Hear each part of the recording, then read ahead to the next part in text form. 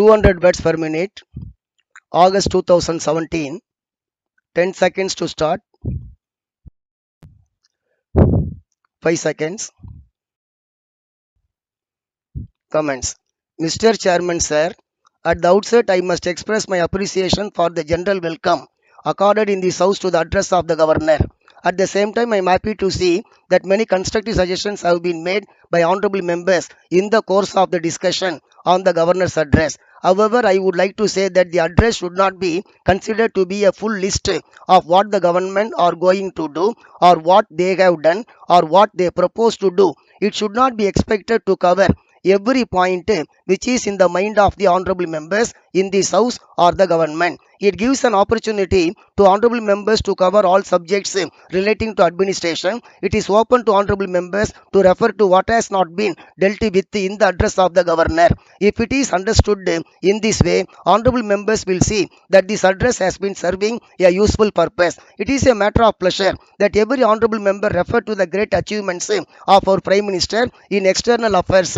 The leader of the opposition rightly pointed out that the highest prestige that India enjoyed in the world today was entirely due to the personality of our Prime Minister. I would like to state that we shall take full advantage of the asset that we are proud to possess. As was expected, the leader of the opposition made a great contribution to the debate in the course of the discussion. I would like to say that I agree with him in regard to the sentiments expressed by him on the language question. The honorable member representing the teachers referred to the difficulties of poor students in the matter of poverty certificates. I would like to inform him on behalf of the Minister for Education that the difficulties have been looked into and will be further looked into. The other honorable member representing the teachers, as usual, pleaded only for the teachers. He said that the government were spending a large amount on many projects, but that the teachers were not given anything more. I would like to point out to him that we are spending a large amount of money on these development projects only with a view to increasing the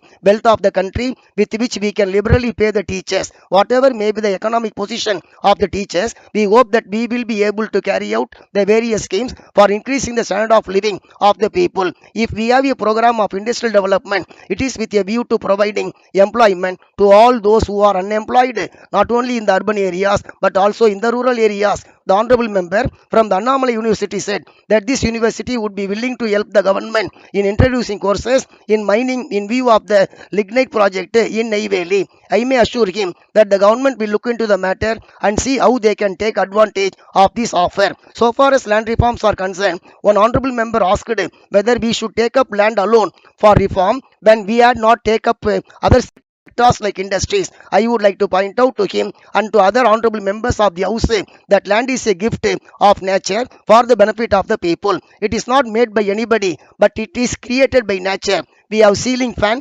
To the extent it is used, one has to pay for it.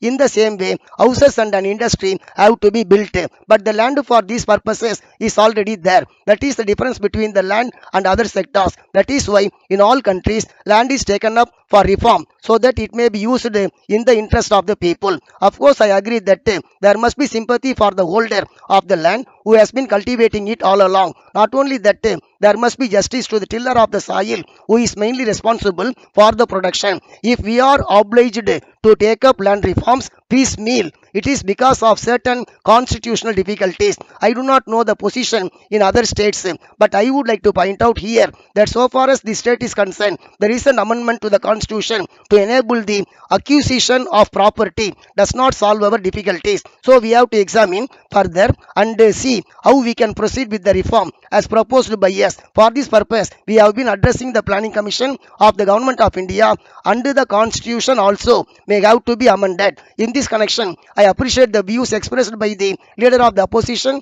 in regard to the frequent changes in the constitution, but at the same time, if they are necessary and if they are in the interest of the people, there is nothing wrong in making changes in the constitution. Then reference was made to handlooms. I do agree with the honorable members that we must take measures which are necessary to rehabilitate handloom weavers and the handloom industry. I would like to inform the House that in the meantime, we have been taking several relief measures. The cooperative societies have been doing well. So far as handloom weavers are concerned, I would like to say that we are doing our best to help the weavers who are outside the cooperative fold also. Finally, honorable members refer to to the loan that was to be floated by the government. It has been stated in the announcement of the loan that it is going to be used for the purpose of executing irrigation and power projects. I do not want to take any more time of the house and I resume my seat.